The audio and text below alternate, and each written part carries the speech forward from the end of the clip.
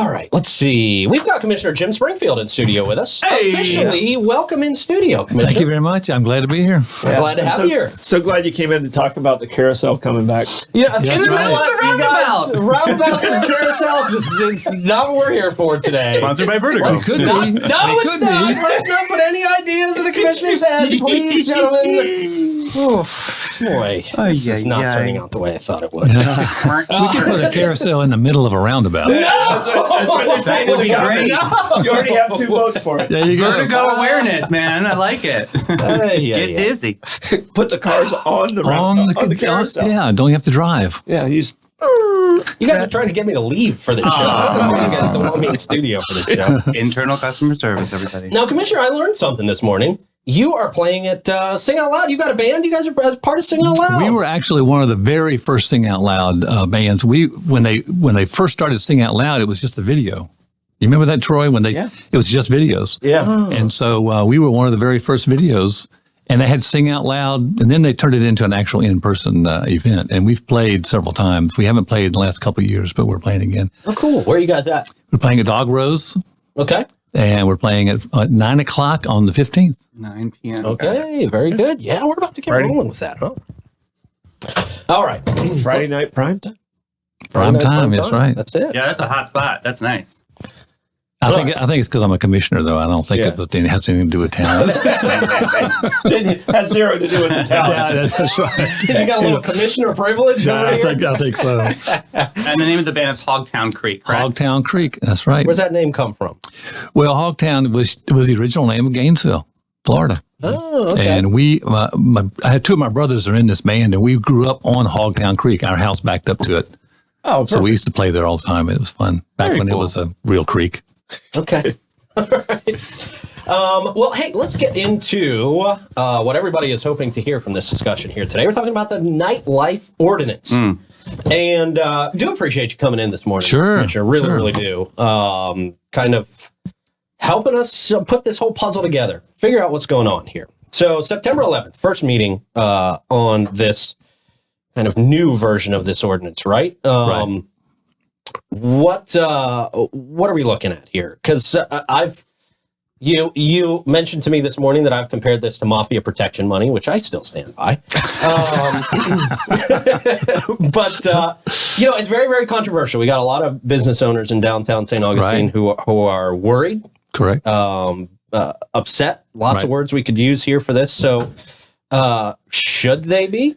No, not at all. I think we're still open. That's one of the reasons I wanted to come in was, you mentioned in your little comments that it was a 5-0 victory to bring it back, but it was a unanimous vote to bring back an alternative. And how is the alternative different from what we've been seeing? I only got it yesterday. Okay. So most people got it yesterday. You can get it online. We took into account some of the things that the people said that came in. Okay. For instance, Catch 27. He came in and said, my bartender, he doesn't even open till after he closes at 10, but he said he wants to be able to open to 2 if he wants. Sure, yeah, sure. But he mentioned that his bartender tastes the crafts. Yeah. So they put that in the ordinance. So they took a lot of the things that were comments. Craft drinks, you have to put the straw in the drink and taste it because you're doing different mixtures every single time. So like if you make a drink, you take the straw, you put it in the drink and make sure it doesn't taste horrible before you give it to your patron. You mean they're not just flirting with me? Like the ice, no, they're not just flirting with you. All right, like at the Ice Plant or Odd Birds or any place where they do, at Renaissance or Castillo, they do craft drinks. And it's really the popular thing. Mm-hmm. I mean, I've got a nephew that's all he does. He loves to make these drinks. Yeah. I mean, so it's a real popular thing. Mm-hmm. And we understood that, or at least the city did, and they put that in the ordinance, little things like that. Yeah. And the trash pickup, which was ridiculous, to try to hold the bars responsible or anybody for the trash pickup. I think that's good. A lot of people were concerned with that. Yeah. I think that's a good start. And the actions of anybody outside the bar. Because you don't know where they've been. Yeah, and that was a big concern. And, how are we going to control, what happens? Like we have a lot of properties that are within the city limits. How are we going to control, they come back from the bar, but it actually happens at our place. And we serve alcohol. Yeah. So are we going to be held responsible for, what happened at another bar? And, so that one was to me the biggest one in there that concerned business owners. Okay. Yeah. And the other thing about the hotels is you also have mini bars in your hotel. Mm-hmm. Yeah. If I open that up at 1 o'clock in the morning and take out a little bar of liquor, or do you have to have a permit? So there's always these little things that are nuances that we're going to have to continue to fix. And are we responsible for? I had this conversation. I actually had a conversation with the mayor yesterday. She came and talked to me and Mr. Patel. One of our concerns is like on the balconies, they take a drink out of the minibar, which they have purchased from us at this point. Right. Sure. Are we now responsible for their actions on the balconies, which is happening outside? Yeah. Yeah. And that's kind of what how it could have been interpreted previously. I mean, I think there's still some clarification that still has to that's happen. still your properties. That person should be held accountable more than more than the rest. But I mean, if that person's actions in the way that's kind of written, it comes down to how they interpret it and how they verify it back to the organization. Because there's a thing about verifying where the action's coming from too in the ordinance. So I think there's still some things out there. And one of our other biggest concerns is, at the Best Western, we have a public area for people to sit and watch the water right there. Great place to watch the fireworks. But it's a public area for all the guests to have a glass of wine and have a drink up there. Something happens in that area, do we lose our license because of an action that takes place there? Right. And then there were some questions about security also that was really, I think they cleaned up a little bit with the security cameras instead of having to add additional staff. Okay. I know that was a big concern too. It was a huge concern. So how does the permit process work, and who's going to need a permit and why? Well, anyone who serves alcohol, if they have an alcohol beverage establishment, which is defined in the rule, which is anybody who sells alcohol, if they serve anything after midnight, okay, until 2. And what does that permit process look like for them? Are they paying money? Some people may be familiar with how some of this works, but a lot of people probably won't be. I don't think anybody's covers some of the basics. I don't think anybody's familiar with it yet. I don't know anything. It doesn't exist yet. Some people. I'm proud to not know anything. Doesn't exist yet. Well, in the current proposal that's coming out for the 11th, it's $139.67. Okay. They've come up with a formula to determine what it's going to cost us extra to enforce this new ordinance if it passes. And they've divided among all the restaurants, but only charge those open from 12 to 2 their equal share. So it really falls back on the city to pay for the cost of it. Is that a yearly permit? It's a yearly permit. Okay. So once a year, they're paying you guys. Okay. Right. And then what happens if, it sounds like a lot of things have been cleaned up, which is good. But what happens if there's a violation? How does that work if there's a violation? That's a good question, because there's a violation. It goes in front of a magistrate, which hasn't been totally determined yet. The magistrate then has the ability to warn, or I think the first offense is up to 10 days. I'm not sure. It's right here. I got it right here. But they have the ability to close the restaurant for so many days. Second time, they can extend it even farther. Close the restaurant after 12. After 12, yeah, right. Okay. We have no authority before 12. Okay. And that's one of the issues, is that this is the only time we have an option to have any kind of policing over, really, other than breaking laws. And then it becomes a fine. And there has been some push for us, because obviously we've been contacted a lot, to not make it a permit, but just to have fines associated with each of these violations. Have the ordinance, but have fines for not having those. How do you feel about that? Well, that's still up in the air. I'm going to listen to what people say. But I think the whole purpose, and I think Troy said it when y'all had this talk before, he said it was an unnecessary ordinance. And that's where the rub is, is the city and the residents feel like there's a problem at night. And we're trying to... some residents. Yeah, I'm a resident. Yeah. Right. Some residents. Yeah. I would argue a very small percentage of the residents, honestly, from what I've heard and from what's been said. Seems like that small minority of residents is outnumbered. Yep. Yeah. Yeah, there's no data for that, but you're probably right. I mean, I think the data is the people who showed up at the meetings, right? Yeah, I mean, I've seen some of the meetings. We had maybe 4 people at the meeting that I was at speak in favor of the ordinance. Mm-hmm. Everybody else not in favor. Right. And the next meeting, it was the other way around. Yeah, right. It was the other way around. Troy, you made a great point. You don't want to keep score about who comes to a public meeting because, because all that does is overwhelm the meeting. And I can tell you when I made that statement, the reason I feel it's an unnecessary ordinance is because right now we have a sound ordinance. And we hadn't figured out how to manage the sound ordinance. Correct. Check. So how the heck are we going to manage something that's bigger than the sound ordinance? Right. The sound ordinance is in this, and now we're going to put together a magistrate, and we can't get people to sit on boards as it is. We're having to go to Jacksonville for our hard board. Our hard board. Wow. Our chairman of our hard board doesn't live here or have a business here because we couldn't get anybody to sit on the board. Yeah. So how are we going to get somebody to sit on this board? She used to live across the street from me. She used to live in the city when she started on the Harb. So that's where she started. That's where she started. So she remained on. Yeah. Just happened to know that one. I think most of the things that are in the ordinance as it's written are already in law, except for 2 things. And that was the security cameras and what was the other one? Oh, and the best practice was the training of of an employee. And those come almost directly out of the International Bartenders Association recommendations. Well, your insurance company requires you to have alcohol insurance. Your insurance company requires you to have the criteria that's in the. It's already there. So that's where I was like, okay, why do we really need this? Because I mean, I live downtown, and I hear and I see a lot of the stuff that we're talking about. Everything bad that can happen between 12 and 2 can happen between 8 and 10. True. Sure. And some of the stuff that was brought up in some of the meetings by some of the residents didn't happen between 12 and 2, but they made it sound like it all happens at that time. So that's where I was kind of like, and I'm not a guy to put in laws that I don't think can be enforced, and there's certain things in there I just don't think can be enforced, and that's my concern. And that was my next question is, if like you said, much of this stuff is already on the books, why are we not just enforcing what's on the books? Well, if you talk to most of the owners of these bars, they'll tell you there are some bad apples. Mm-hmm.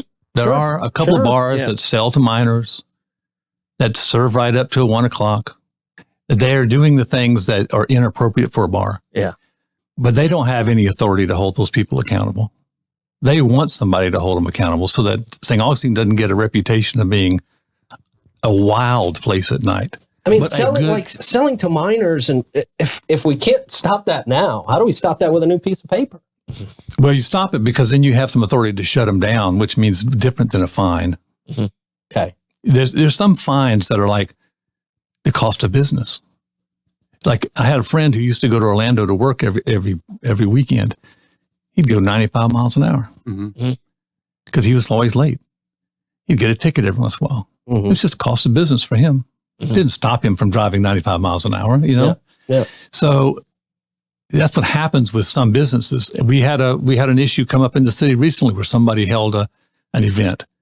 And the fine, if they got caught without a permit, was $250. Yeah. Mm-hmm. Well, the event was $15,000-$20,000 profit. Yeah.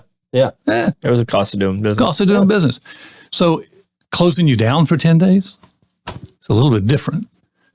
Aren't there already laws on the books where you can lose your license if you're selling to minors? Yeah. I mean, but it's, things like that. ATF, and I think those laws, I don't think that's addressed really in this ordinance about the selling to minors. It is in the fact that you have to apply by all laws. Yeah. Okay. So just you can't be written up for violating a law. I got a question. As part of this permit. So isn't that kind of a double jeopardy at that point? Exactly. So that's to me, I don't know if that's enforceable if you're already getting, we don't have any penalized on this side. We don't have any control over how the court punishes you. Mm-hmm. If you sell to a minor, the city has no control over that. Okay. So, I mean, what stops the city from adding on to additional laws that are out there? Oh, you got a speeding ticket. You know, I think this is a double jeopardy type situation. You're getting punished twice for the same penalty. And I don't think that's right either. Well, unless if we have an improper magistrate, I can agree with you. Yeah. If we have an improper punishment system, it's sort of like school. You know, you get in a fight at school, you get automatic suspension, right? Well, sometimes you get in a fight and it really wasn't a fight. It really wasn't just, so you have to have some leeway to say, no, we're not going to suspend this kid from school. And I'm saying that because Pete used to be one of my students. And I remember some of those days. Good back then. Middle school, I was pretty good in middle school. You're okay? Yeah, I got in one fight. I got in one fight in middle school. And my mom didn't care. But there needs to be some leeway. So if you have someone who's already being punished by law and they're losing their license, what's the purpose of the magistrate even doing anything? I mean, all that becomes down in the system of practice. And then my question as devil's advocate, and I understand the intent. I understand, and you know, there, like I said, there was some things that were thrown at me as, oh, this is why we're doing this. That completely didn't have anything to do with this law. It's just there were bad actors that bad things are going to happen. No matter if you have the law or you don't have the law, bad things are going to happen. It's going to happen, correct. I would so rather focus on getting better lighting, getting public bathrooms staying open later in the city, and stop focusing on an ordinance that I don't see how it benefits the local business when the business owners are the ones giving you the most pushback. Right. And you know, they're telling business owners, oh, we're doing this for you. But the business owners are like, let us handle our own stuff. And the business owners have it tough enough already. I mean, look, it's no secret that if you own a business and you operate in downtown St. Augustine, you're paying in excess of $10,000 a month anyway, just to operate your business, just to open your doors. Right. And that's the lifeblood of you guys down there at the city of St. Augustine, is that hospitality industry. And so a lot of people are just worried that industry is just going to be crippled. Well, and let me clear that up too, because I did it at the meeting. The city operations makes no money on those bars. We make money on the ad valorem tax, which is only 18% of the general fund budget, right? So that business is paying the ad valorem tax, whether they're open at 2:00 or closing at midnight. It's the same. Unless you devalue the property. If you devalue the property, right? Then it goes down. Unless it's reassessed, it has to be sold. You know, all those kind of things. You got to get into all that. And it's only 3% a year because, you know. Can you tell I've been in a lot of city meetings? Yeah. You're not even wearing your city meeting garb today, man. I wear long sleeves for Jim. That's right. All right. They're matching hat. All right. Yeah. So the sales tax, we don't get any. We get some. I mean, we get such a minuscule amount of money. I mentioned at the meeting that if those bars closed at 10:00, we wouldn't even notice the difference. So people think that the city gains all this income. We don't. But do you need to? Well, we have to have the cops at night because the bars are up until 2. We have to have 6 cops out there at night. Okay. If you closed at midnight, we wouldn't have to have them. They're $90,000 apiece. Okay. So the residents and the business owners who pay ad valorems pay for those. We have cops patrolling the street at 2 a.m. anyway, right? But not concentrated in the downtown area. What would be the difference? You're talking like 2 officers? Or probably 4. You would only have 2. So you be 4 or less at night. Yeah. I mean, 4 less at night. So you go from 6 to 2? Well, no, there's 6. There's 6 downtown. Oh, 6 downtown. Oh, okay. Yeah. Gotcha. So, you know, it all comes down to and then the cleanup's going to happen anyway. I've always argued that the cleanup is a moot point. We've got to clean the streets up from the regular tourist anyway. Yeah.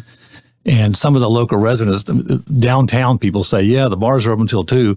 Then they start cleaning the streets at 4 because they have the big machines and they come. So they're awake all night anyway. The billy goats, yeah. So what else is different about this revised ordinance?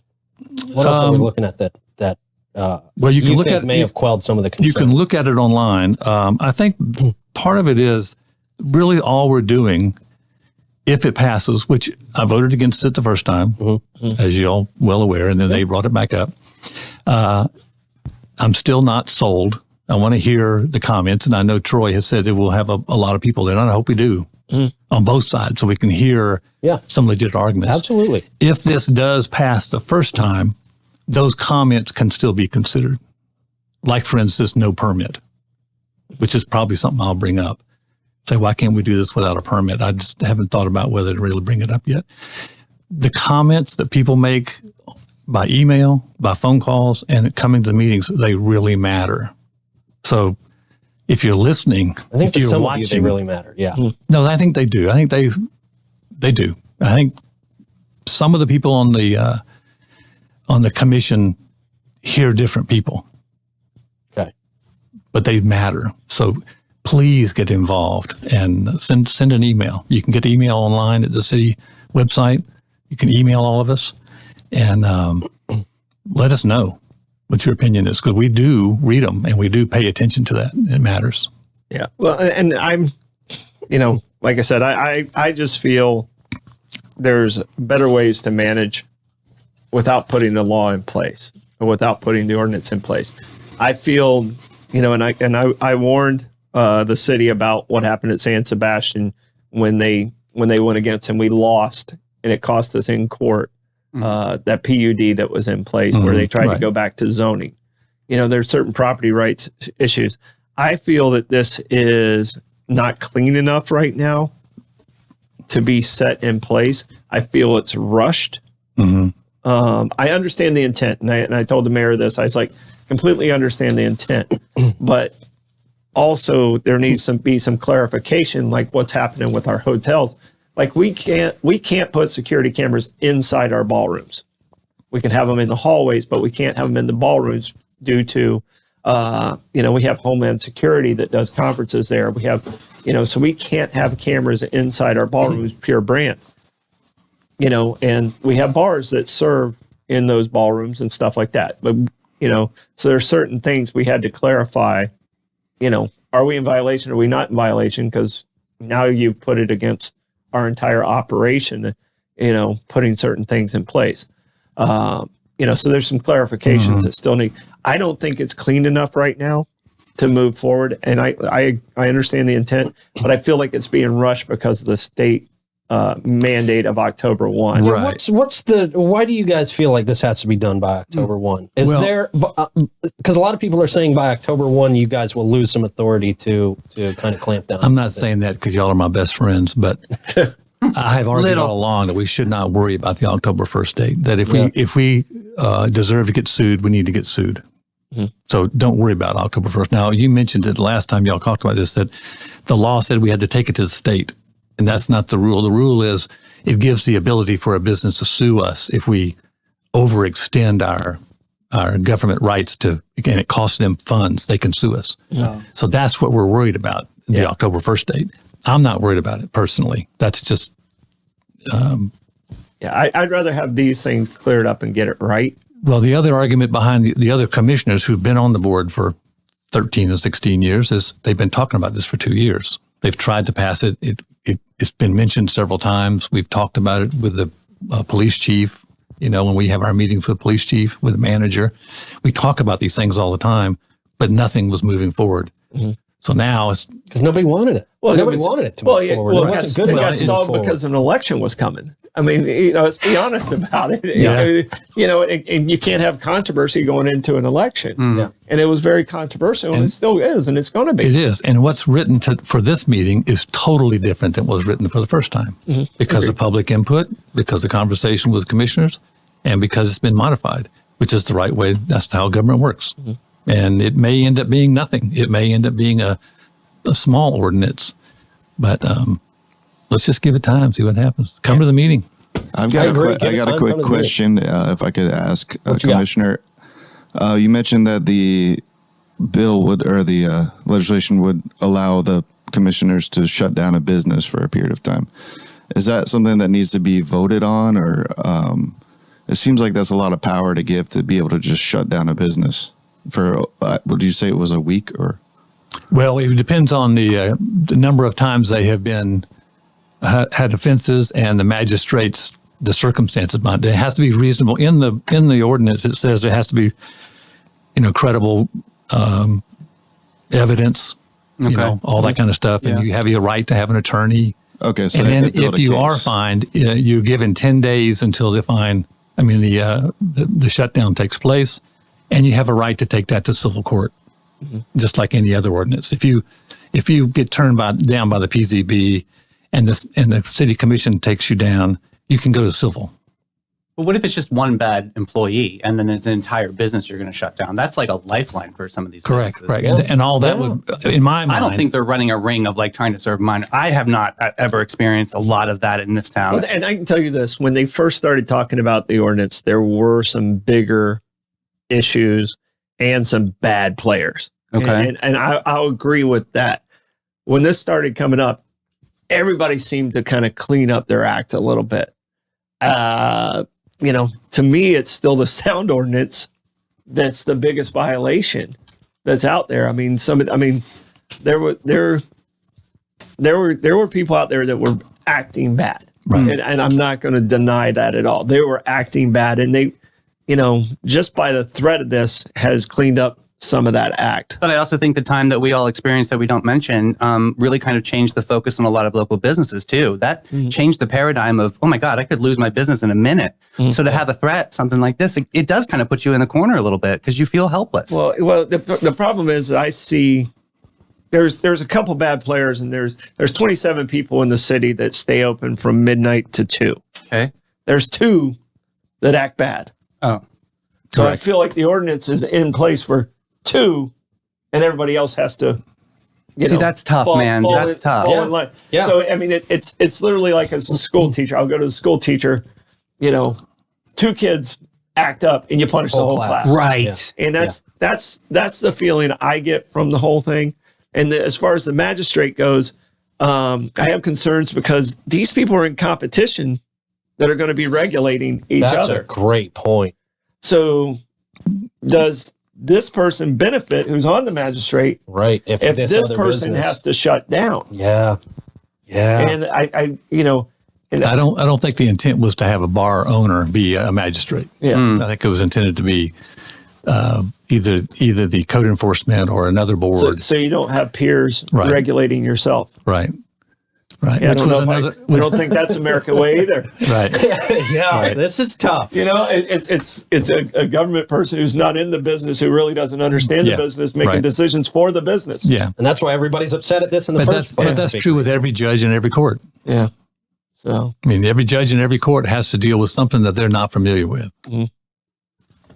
Anyway, I really appreciate y'all talking. Guess what? We get to elect those judges. That's right. That's right. That's right. Well, I appreciate y'all talking these things thank you so much. What y'all doing this show is great. I love. Thanks for talking to us. Yeah. I learned a lot today. And we're not the mafia. Yeah. Not yet. Not yet. We'll see what happens, Jim. Just kidding. Jim, I'm never going to put you in that. You don't know who the mafia is. Yeah. We don't. Because I can tell you this: when I see something, Jim, you always pick up, and I really appreciate you. Yeah. When I don't ask easy questions all the time. Right. And I really do appreciate you being there for taking the job the way it's supposed to be. Well, I know Pete's running a really good business here, but it's also really is a community service. So keep it up. I appreciate what you're doing. Thank you. Yeah, we're trying, man.